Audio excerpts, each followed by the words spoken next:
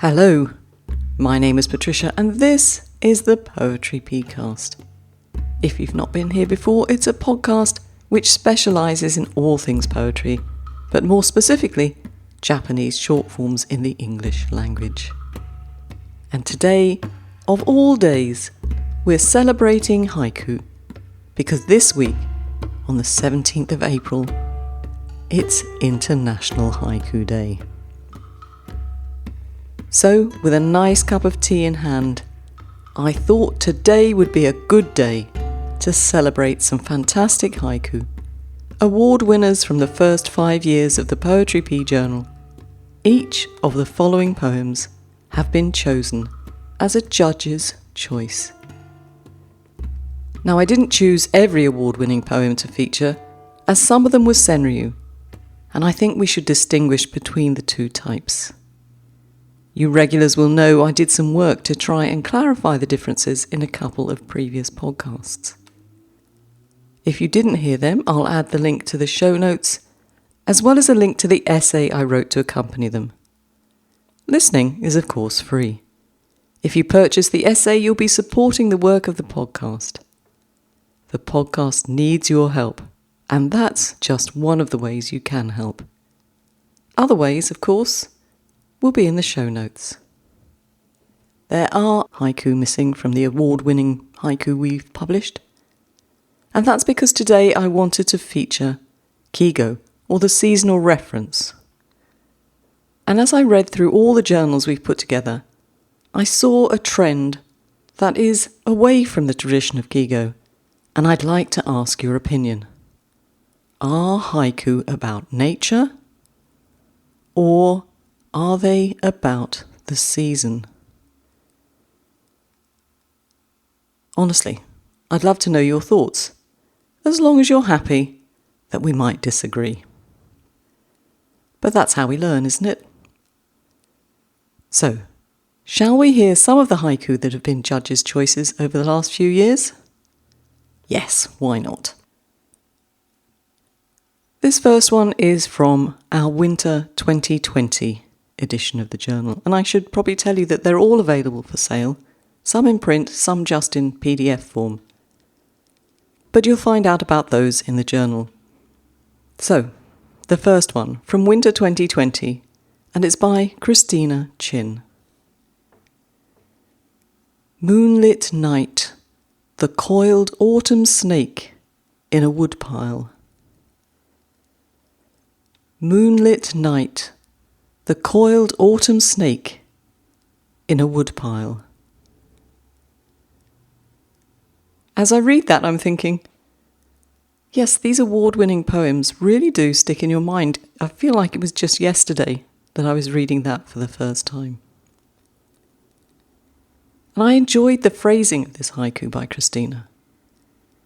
How many of us would have written, autumn moonlight, the coiled snake in a woodpile? But in so doing, we'd have had a much less gratifying poem. You might disagree with me, but hear me out first. The first line, moonlit night. Okay, night might be extraneous. If there's moonlight, you know it's night. But what satisfying sounds those two words make. When I read it a second time, listen to the T sounds in that first line. The second line, the coiled autumn snake. Coiled as an adjective is a word that will create tension, but a coiled autumn snake is ambiguous. Is it coiled to strike, or just sleeping? Michael Baribeau asked this in his analysis, and he felt that did enhance the tension. Then take a look at the poem as a whole. It's poetical. Sometimes when we're writing haiku, we forget we are writing poetry. And I don't think Christina's forgotten that in this poem. I think she's bang on. Let's hear it again. Moonlit night, the coiled autumn snake in a woodpile. Christina Chin. Of course, 2020 saw an event that sort of rocked the world, didn't it? We were all shut in our houses, or many of us were shut in our houses, whilst COVID flew around the world around us. And in spring 2021, Tracy Davidson wrote this poem. Almost poetic, I wandered lonely on a locked down high street. Almost poetic, I wandered lonely on a locked down high street. Now, this poem of Tracy's might be seen by some as a senryu. It's about a human experience, and it has that dry, sardonic sense of humour that I associate with Tracy, actually. But there is a kigo, and it's telling its own story. Spring is in the air. Where's the kigo, you might be asking? Well, it's in the illusion. Wordsworth's poem, I wandered lonely as a cloud. Here's the first verse. I wandered lonely as a cloud that floats on high o'er vales and hills, when all at once I saw a crowd, a host of golden daffodils. Beside the lake, beneath the trees, fluttering and dancing in the breeze. So Tracy's poem is definitely spring, and that gives us a host of juxtapositions, doesn't it?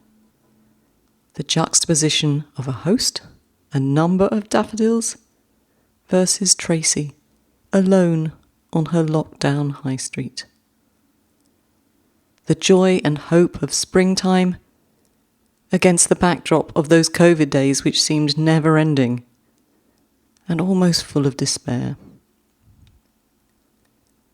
The beautiful colour of the daffodils and the drabness of a high street closed for business. The liveliness of those dancing daffodils and the lack of life on the high street. I think it was rather a successful kigo. Almost poetic, I wandered lonely on a locked down high street. Tracy Davidson. My daughter Imogen nominated this next haiku for the judge's choice. It's from the same journal. I was having a little experiment in which my immediate family were the judges for this edition. And as I think about it, it wasn't so long ago, and yet my family has expanded a little since then.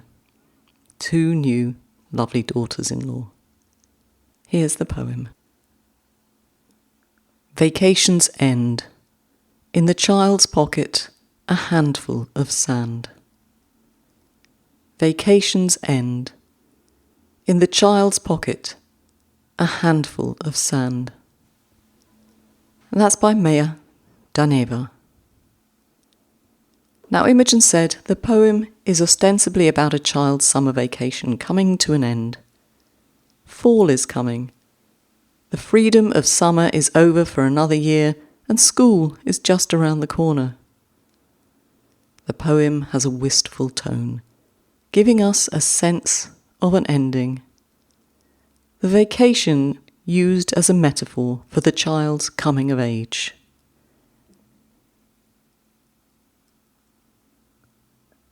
And so the vacation, the word vacation, is our seasonal word here.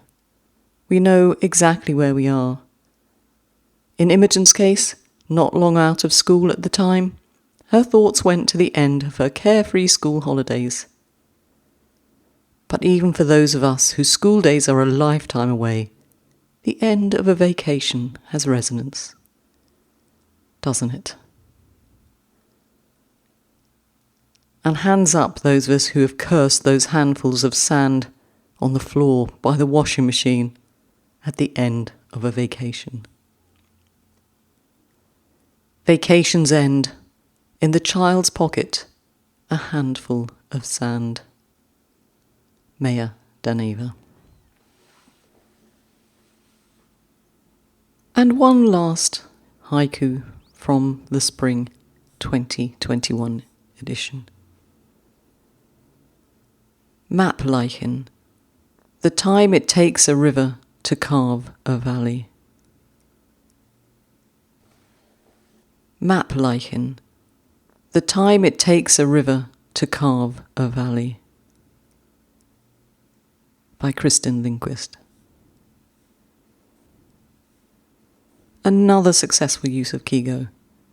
Lichen grows in times when there's a lot of moisture about, so that would mean probably late winter, early spring, in my case anyway.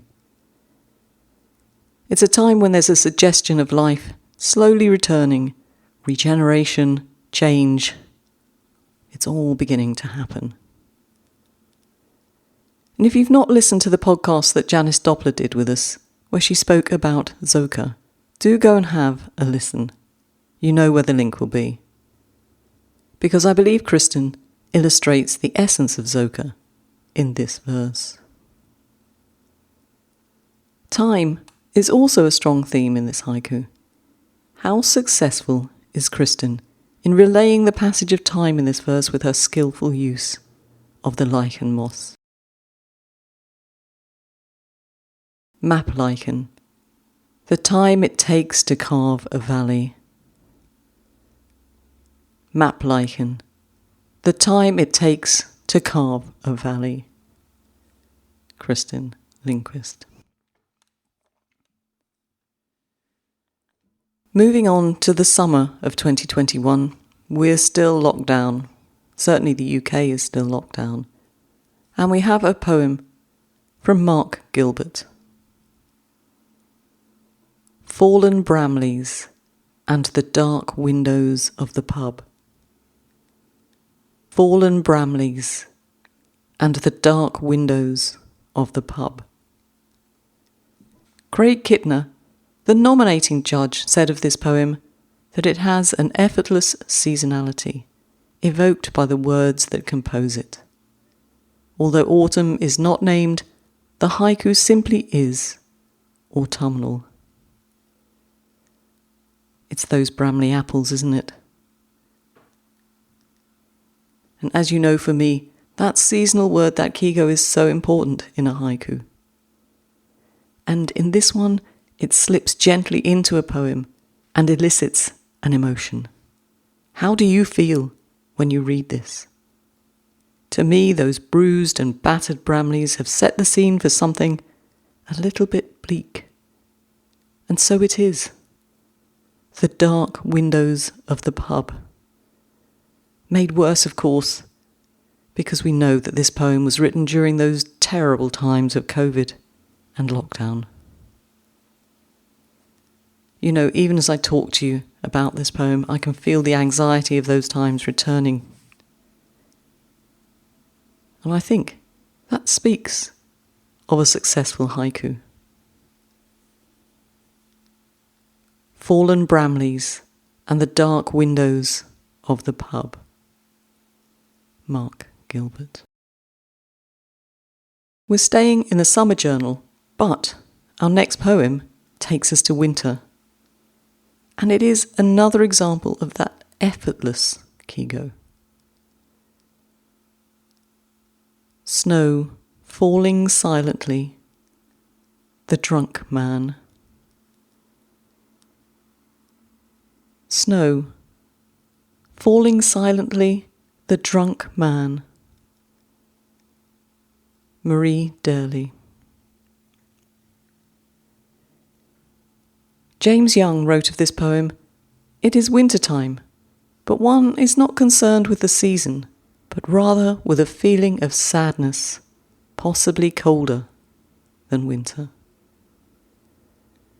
And on the one hand, I agree with James, and on the other, I disagree. Yes, you're not concerned with the season.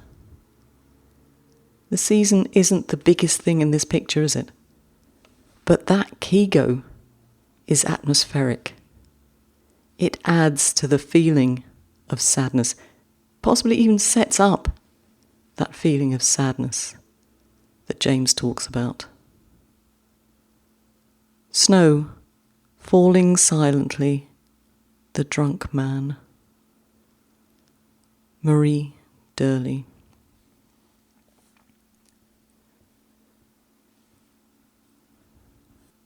And now I have another one from summer 2021, nominated this time by Steve Ullum. Ivy climbs the mailbox post. Long-awaited news. Ivy climbs the mailbox post. Long-awaited news. Ronald K. Craig. Is there a Kigo in this poem? I'd say yes, it's the ivy. You might disagree. And I think Ronald has used it masterfully. We're not clear on the season. Ivy grows across seasons, but usually strongest in spring and summer. Certainly in my garden. I regret the day I planted the stuff. But to return to the poem, as Steve points out, the ambiguity of the setting matches the ambiguity of waiting for the news and not knowing what it is, whether it's good or bad. However, the gardener in me, the one who regrets planting the ivy, wonders why the gardener who owns the mailbox hasn't cut the wretched plant back. I can't help but feel that this gardener has given up, that there's a lack of hope. On the other hand, you all know I'm probably a glass half empty kind of person, so those of you with a more optimistic bent might feel differently. Perhaps the gardener in this poem receives that long-awaited news. Maybe it's good, but we'll never know for sure whether it's good or bad. Ivy climbs the mailbox post. Long-awaited news. Ronald K. Craig. Moving into autumn 2021, with a poem from Vandana Parashar. Kashmir sunset, the expanse of saffron above and below. Kashmir sunset, the expanse of saffron above and below. This haiku transported the judge who nominated, Angela Terry, to a different place, and it's easy to see why. Most of us will be familiar with the crocuses from which saffron are harvested. And we can envisage that expanse of colour, the purples, the whites, and of course the orange-red of their stigma. And then Vandana asks us to think about the Kashmir sunset. Angela describes this poem as being in glorious technicolor. And she's not wrong, is she? Kashmir sunset, the expanse of saffron above and below. Vandana Parashar.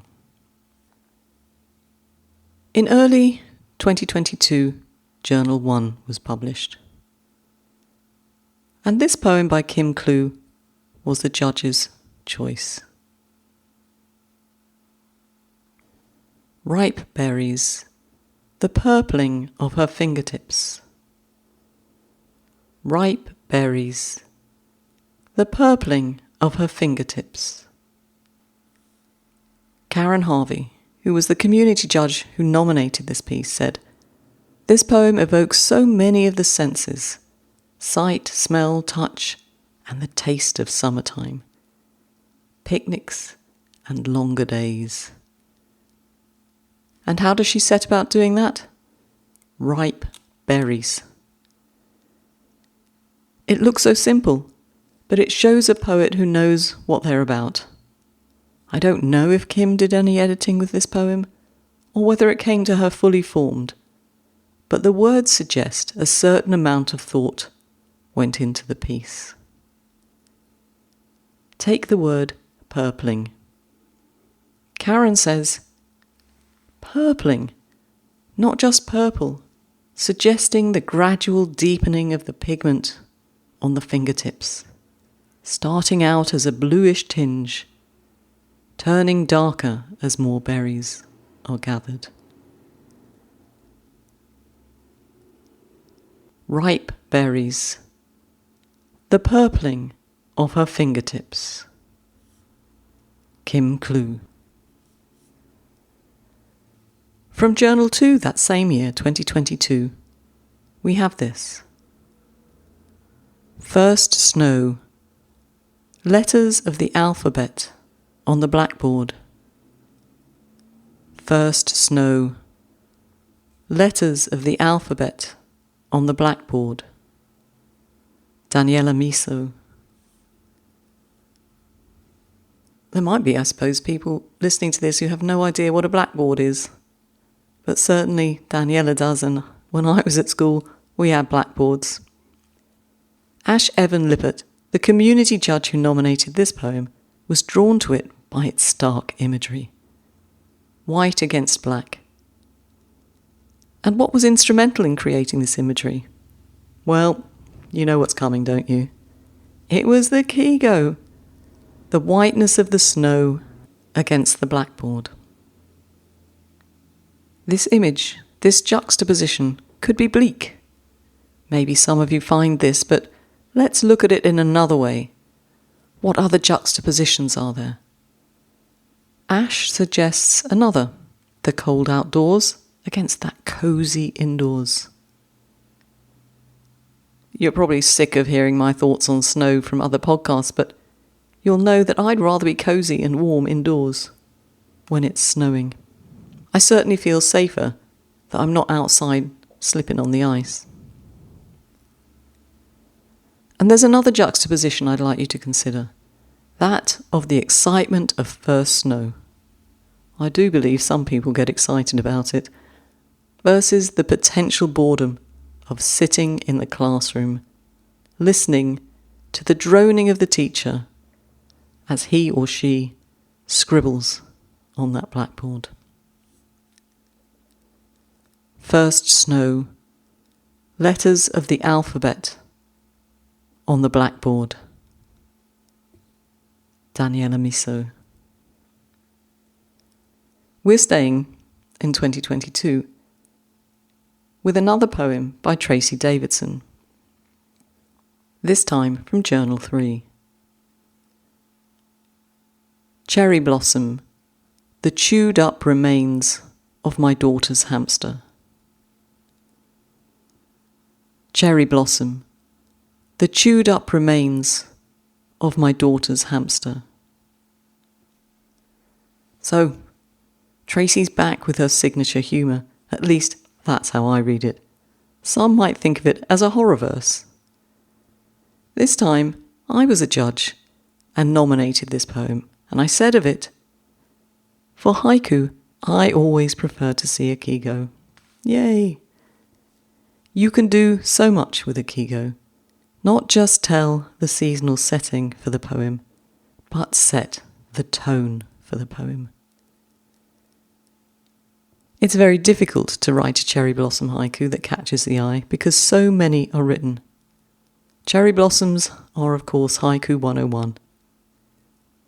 But this one not only caught my eye, but had me coming back to read it time and again.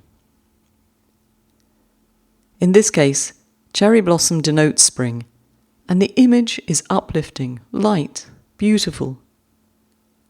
But here, contrast comes into play. When you set that beautiful kigo against the horror of the phrase, don't you find the impact so much more powerful? Tracy uses that delightful image of the cherry blossom, juxtaposing it with the grisly image of the chewed-up hamster.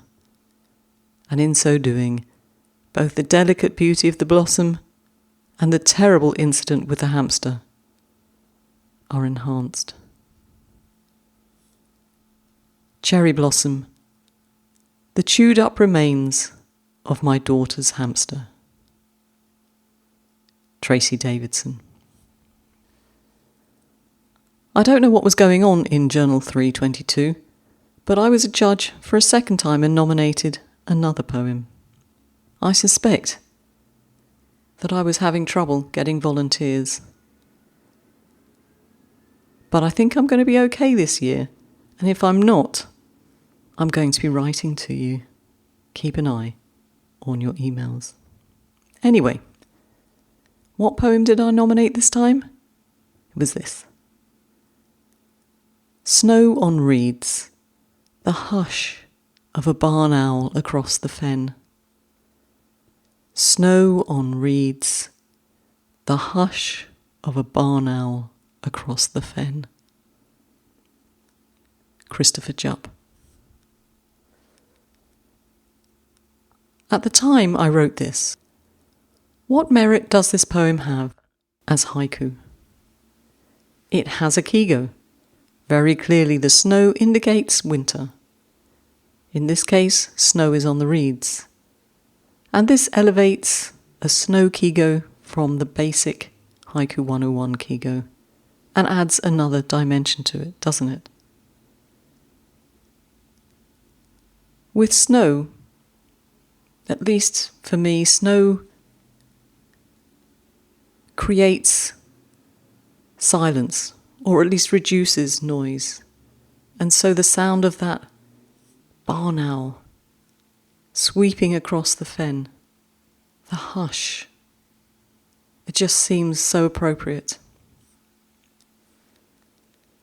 To add to the kigo, it has a cut. In my mind, it's a short pause, but it's there after the first line. Have a listen when I read it again. And in the analysis, I go on to say, Christopher's phrase element of this haiku is rhythmic and lyrical. Sometimes I think this has gone out of fashion in haiku. As poets, we are often so careful not to write haiku in the Western poetic fashion that we lose rhythm. But Christopher hasn't. And that rhythm adds to the melancholic beauty of the piece. Haiku in the English language sometimes lauds the minimalist approach to the detriment of a haiku such as this. Yes, every word has to count. But when you read a poem like this, don't you think that haiku can and maybe should forget this minimalist approach and aim for what poetry is about? Aim for rhythm, the rhythm of a poem. Okay, rant over. Let's hear the poem again. And you can maybe hear what I was talking about. Snow on reeds, the hush of a barn owl across the fen. Christopher Jupp. Right, we're into 2023. Our first poem is from Bona M. Santos. Backyard picnic. The smell of grilled fish lingers on my hair. Backyard picnic. The smell of grilled fish lingers on my hair. In this poem, Bona has triggered happy memories in the judge, Janice Doppler, who wrote, I interpret backyard picnic as a food-related kigo that shouts summer, at least in many parts of the world. The verse has a pleasant rhythm with two pauses. The main pause after backyard picnic creates space between the background picnic and the foreground smell of fish. A shorter pause between the parts of the foreground image creates space to savour the smell of grilled fish before revealing the surprise of the scent lingering on hair. This masterful use of ma, that is space and pausing, promotes pondering during repeated readings. Is the poet hosting the picnic? Is she a guest? Is it a small gathering or a large party? A quiet picnic with lots of background conversation? Or does blaring music add a festive energy while making conversation hard to hear? Is the picnic a celebration of a graduation, a birthday, an engagement? Or a one-time event to bring people together? I think that many of us will treasure the memories that Bona has conjured in this haiku. Oh, I think Janice was right. Backyard picnic. The smell of grilled fish lingers on my hair. Bona M. Santos.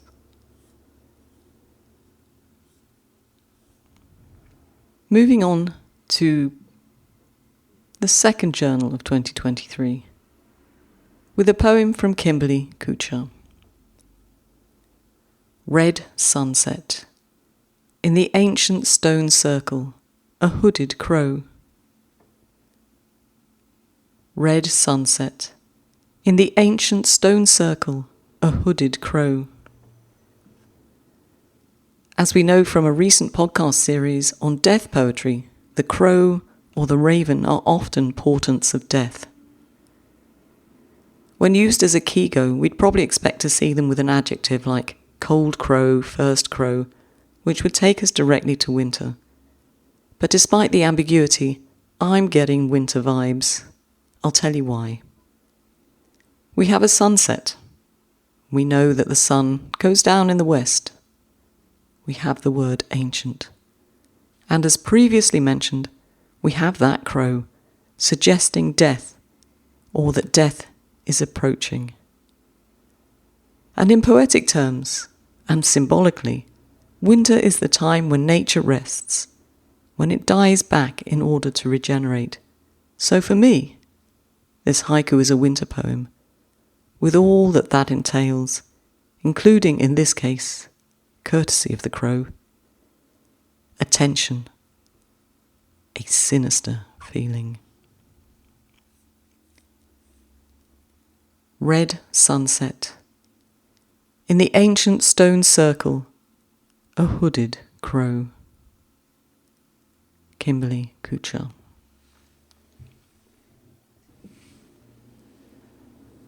And from that same journal, 223, Sandra Simmons chose this haiku to nominate when we were writing haiku that illustrated a cut. Homeless shelter, the scent of wild flowers from a cracked vase. Homeless shelter, the scent of wild flowers from a cracked vase. That's by Laurie Kiefer. Sandra pointed us to one of the juxtapositions in the poem, that of the melancholy image of the homeless shelter with the hopeful image of the beautiful spring wildflowers. She felt that the flowers, despite being in a cracked vase, brought a sense of home to the homeless. But she also pointed out another juxtaposition, the change in the rhythm and the sound of the poem between lines 2 and 3. You can really hear the S sounds in the first two lines, and they compare with the harder sounds in line 3. It's a compelling and complex piece of work, joy and hope dashed, or sadness counterminded. Where do you go? Let's hear it again. Homeless shelter, the scent of wild flowers from a cracked vase.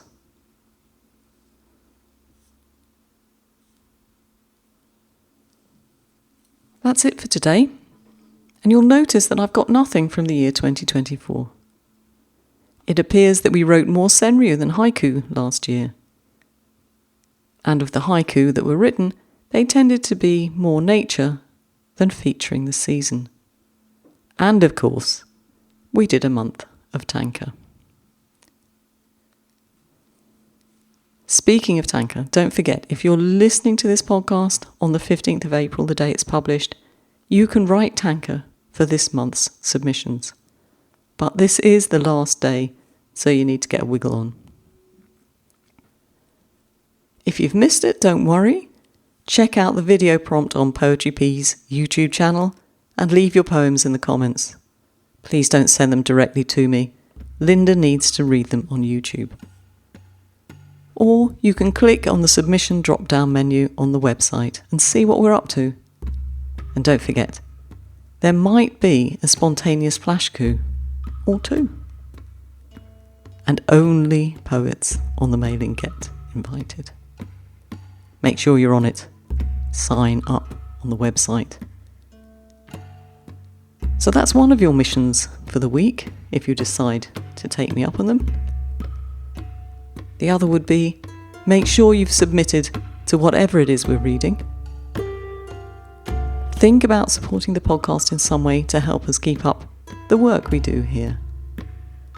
And tell me what you think about haiku, nature or season.